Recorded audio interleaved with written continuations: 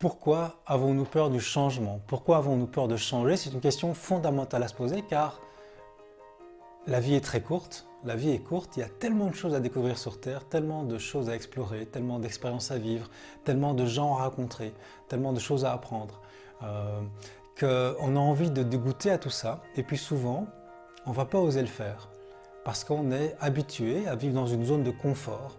On a des habitudes de vie, on vit avec une personne et on a signé un contrat pour vivre avec lui, puis on a un travail, on a signé un contrat aussi, et puis on a des petites expériences de vie qu'on connaît, qu'on répète, et puis il arrive parfois qu'on a envie de vivre autre chose, qu'on a envie de s'enrichir de nouvelles expériences ou de rencontrer de nouvelles personnes, ou d'apprendre de nouvelles choses, mais on ne va pas oser le faire parce que ça demande un changement.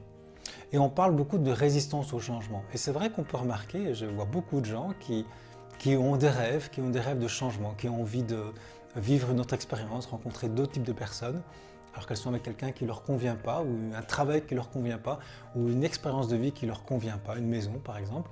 Mais elles ont ce rêve de changer, et puis elles ne vont pas le faire, parce qu'elles ont peur du changement. Enfin, on dit qu'elles ont peur du changement, elles ont peur de changer. On parle de résistance au changement dans les entreprises, mais pourquoi est-ce qu'on dit ça? En réalité, on va le voir, on n'a pas peur du changement. L'être humain n'a pas peur du changement. L'être humain, il n'aime pas, il a peur du danger. Il a peur de la souffrance, mais il n'a pas peur du changement. Le changement est quelque chose qui l'enrichit naturellement. Depuis qu'on est petit, d'ailleurs, on a bien exploré. Et puis, on va apprendre au fur et à mesure de notre éducation, par nos conditionnements, en regardant tout ce qui se passe autour de nous, qu'en fait, le changement peut être dangereux. Et le changement va nous faire peur seulement parce qu'il peut être dangereux. Souvent, quand je fais des séminaires sur la gestion émotionnelle, je demande qu'est-ce qui déclenche la peur, parce qu'on voit la colère, la tristesse, qu'est-ce qui déclenche la peur? Et la plupart des gens, beaucoup de gens vont dire ce qui déclenche la peur, c'est l'inconnu. En réalité, l'inconnu ne fait pas peur. Ce qui nous fait peur, c'est ce qu'il y a derrière l'inconnu. Pour certaines personnes, l'inconnu va être une source d'enrichissement, d'opportunités, ça va les exciter, ça va les enthousiasmer. Et en fait, ce n'est pas l'inconnu qui fait peur, c'est le danger qu'il pourrait y avoir derrière. Si maintenant je vous dis, vous avez gagné une semaine de vacances dans un hôtel 5 étoiles, vous avez de l'argent de poche et vous pouvez partir avec quelques amis. C'est complètement l'inconnu, mais en même temps, vous y allez, vous n'avez pas peur de cet inconnu, parce que vous ne savez pas comment ça va se passer vraiment, mais vous y allez parce que vous avez vos amis, parce que vous avez une sécurité financière, parce que vous savez que l'endroit va être beau. Donc en fait, on se sent en sécurité. L'être humain a besoin de sécurité. Donc en fait, c'est pas qu'on a peur du changement, c'est qu'on veut juste se sentir en sécurité, se sentir bien. Et normalement, l'être humain devrait vivre dans un milieu où il est en sécurité. C'est juste qu'on est dans un monde un peu particulier, on doit tout le temps se méfier de tout. Depuis qu'on est né, on est habitué à se méfier. Il faut toujours tout fermer à clé, il faut se méfier des voleurs, il ne faut pas laisser les enfants courir comme ça parce qu'il peut y avoir des gens qui les enlèvent. Et constamment, on est bombardé par ce qu'on entend et par ce qu'on voit à la télévision. On voit des gens qui peuvent être des psychopathes, des gens dangereux, et on est constamment dans la méfiance, dans la suspicion permanente. Et donc ça, ce qui fait en sorte que notre mental, notre cerveau pensant, va emmagasiner tout ça. Et en fait, c'est lui qui déclenche les peurs au changement. En fait, ce n'est pas nous qui avons peur du changement, c'est notre cerveau, c'est notre inconscient, pardon, excusez-moi, c'est notre mental, notre ego qui a peur du changement. Ce n'est pas vraiment nous en fait. Ce sont toutes ces mémoires qui sont inconscientes, c'est vrai, qui ont enregistré des tas de choses qui sont dangereuses. Et notre mental, notre ego, il n'a qu'une fonction, enfin il a une fonction, c'est de nous protéger, c'est de nous aider à vivre au mieux dans ce monde, à calculer pour pouvoir s'en sortir, pour pouvoir construire des choses. Mais également, cet ego et ce mental, comme il est là pour nous protéger, il va tout le temps anticiper le négatif. Et donc, on peut l'écouter, ce mental. C'est lui qui déclenche nos peurs du changement. Mais en réalité, on va l'écouter, mais dans beaucoup de cas, beaucoup de gens vont être esclaves de leur mental. C'est-à-dire qu'ils vont être complètement, on va dire dans le bouddhisme, ils vont s'identifier au mental. Ça veut dire qu'en fait, ils vont dire « j'ai peur ». En réalité, ce n'est pas eux qui ont peur, c'est leur mental qui génère en eux une émotion de peur.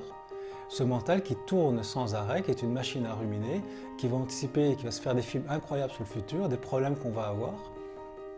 Donc des manques de sécurité, on va se retrouver tout seul, on va se faire des films parfois incroyables. Et en réalité, ce mental n'est qu'une partie de nous. Et c'est important de comprendre qu'on peut écouter deux petites voix en nous. Il y a la voix du mental et puis il y a la voix de notre être intérieur, qui est plus de l'enthousiasme, qui est pas trop la peur, qui est plus quelque chose qu'on ressent. Je sens que j'ai envie de changer, j'ai envie de vivre avec cette personne, ou j'ai envie de vivre cette expérience, ou j'ai envie d'apprendre telle chose, je le sens bien. Et là, on s'écoute, et puis tout d'un coup, il y a la voix du mental qui va se mêler, qui va dire non, c'est dangereux, on ne sait jamais, tu peux tomber sur quelqu'un de dangereux, ou tu vas perdre ton... Si tu changes de travail, il risque de t'arriver ça, et ça, et ça, et ça, et ça. Et on se dit oulala, là, là, là. Et toutes ces images négatives sur le futur négatif qui pourrait arriver si improbable, mais potentiellement vrai, c'est vrai, va créer en nous des émotions. Donc le mental a raison dans sa logique, parce que c'est vrai que tout ça pourrait arriver, mais souvent on se rend compte que pour ceux qui l'ont fait, on effectue le changement quand même et on se rend compte, en fait tout va bien, je me suis fait des films. Donc il y a un juste milieu à avoir entre écouter le mental mais pas trop, ne pas en être esclave en fait.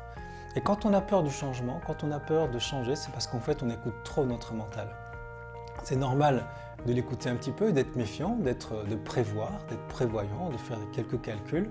Et en même temps, c'est tellement important de s'écouter. Parce que c'est difficile d'écouter les deux voix en même temps. Si on écoute trop le mental, on n'entend plus notre voix intérieure qui nous dit qu'on a envie de passer à autre chose, de vivre autre chose. Et la vie est déjà tellement courte, il y a tellement de choses à découvrir, ce serait vraiment dommage de passer à côté. Mais la voix du mental est tellement forte que parfois on ne va pas l'entendre, cette voix, la voix du cœur on pourrait dire, la voix qui fait que je sens que voilà, maintenant j'ai terminé cette partie de ma vie, j'ai envie d'apprendre autre chose, j'ai envie de faire autre chose dans mon travail.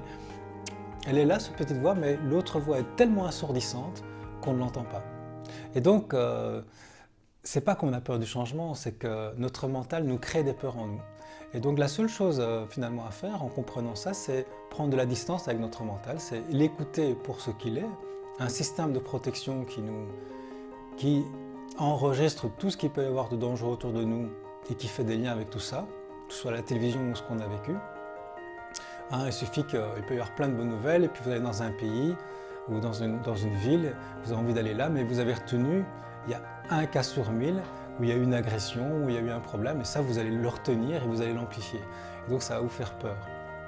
Mais ça veut dire que c'est très sélectif parce qu'en fait, il y a des tas de cas où ça se passe bien, c'est souvent des exceptions qui vont faire qu'on va avoir peur, on va les amplifier. Je parle des exceptions de quand on aura envie d'aller quelque part ou rencontrer telle personne, par exemple on a envie de quitter son conjoint ou sa conjointe, je crois qu'on dit conjointe, je ne sais pas, et puis on va aller chercher le cas où ça arrivé à quelqu'un et il lui est arrivé les pires problèmes. Il va dire oui mais ça risque de m'arriver aussi. On va toujours chercher les exceptions.